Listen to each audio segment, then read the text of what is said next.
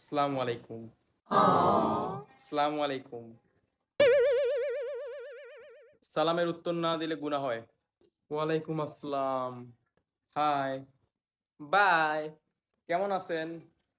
আপনাকে কেন বলবো?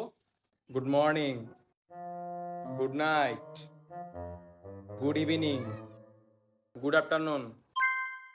আমার মেসেজে রিপ্লাই দিতে কি আপনার কষ্ট হয়ে যায়? এই তো ঠিক ধরেছেন।